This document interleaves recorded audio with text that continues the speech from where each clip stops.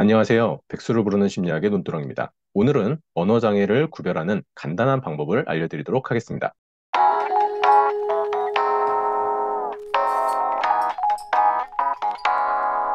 제가 이전 영상에서 치매라는 것에 대해서 좀 얘기를 했고요.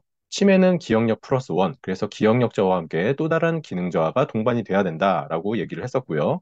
거기에는 실어증, 실행증, 실인증, 실행 기능의 장애가 여기에 포함이 된다라고 얘기를 했습니다.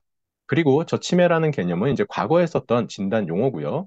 요즘에는 DSM-5TR에서 보면 주요신경인지장애와 경도신경인지장애를 쓰고 있다라고 이전 영상에서 얘기를 했습니다. 주요신경인지장애와 경도신경인지장애도 기존의 치매와 마찬가지로 이러한 기능의 저하들은 가지고 계십니다. 오늘 이야기할 부분이 바로 이 실어증, 언어장애와 관련된 부분이고요. 이 실어증의 종류가 굉장히 다양합니다. 그래서 그거를 아주 간단하게 구별할 수 있도록 한눈에 볼 수 있도록 만들어 드리겠습니다. 실어증을 구분하기 위해서는요, 6가지의 영역에 대한 탐색을 해야 됩니다. 그래서 실어증 유형 판단을 위한 6가지 영역은 바로 말하기, 유창하게 말을 할 수 있는가를 봐야 되는 거고요. 언어 이해력, 말을 이해하는가. 그래서 누군가랑 대화를 할 때 적절하게 질문에 대한 답을 하거나 언어를 이해하는가. 이게 중요한 거고요. 그 다음에 따라 말하기. 말을 불러주면 그걸 따라 할 수 있는가. 그리고 이름 대기, 사물의 이름을 이야기할 수 있는가. 읽기라는 것은 그 글을 보고 읽는 것만으로 끝나시면 안 되고요. 글을 읽고서 그게 어떤 의미인지 파악하는 것까지가 포함이 됩니다. 영어로 예를 들자면 영어로 쓰여 있는 것을 보고서 읽을 수는 있지만 무슨 의미인지 모를 수도 있죠. 그렇다면 읽기 능력에 문제가 있는 겁니다. 그 다음에는 쓰기, 이제 글을 쓸 수 있는가, 이거와 관련이 되는 거죠. 그래서 실어증 유형을 파악하기 위해서는 말하기, 언어 이해력, 따라 말하기, 이름 대기, 읽기, 쓰기 이 6가지의 영역을 파악하셔야 되고요. 브로카 어페이지아, 그래서 브로카 실어증이라고도 많이 얘기하고 운동성 실어증이라고 얘기를 하는데요. 여기서 보시면 알겠지만 플러스가 할 수 있는 겁니다. 그래서 이분들은 언어를 이해하긴 하지만 말을 하는 것, 따라 말하기, 이름 대기, 읽기, 쓰기가 안 되시는 분인 거죠.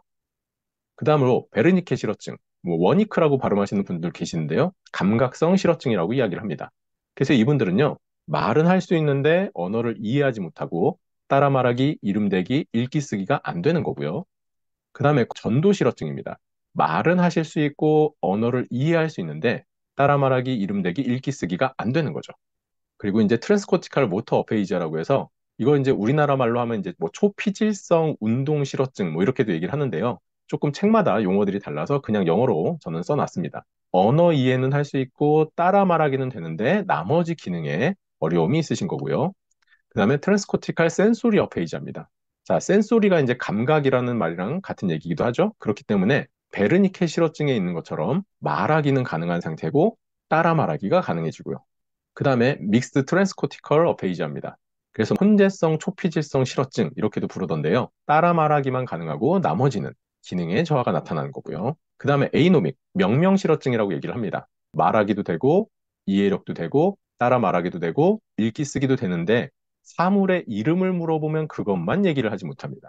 그리고 제가 이것만 얘기를 하면은 강의를 들으시는 분들의 상당수가 저도 그런데요. 저도 사물의 이름이 생각이 잘 안 날 때가 있는데요.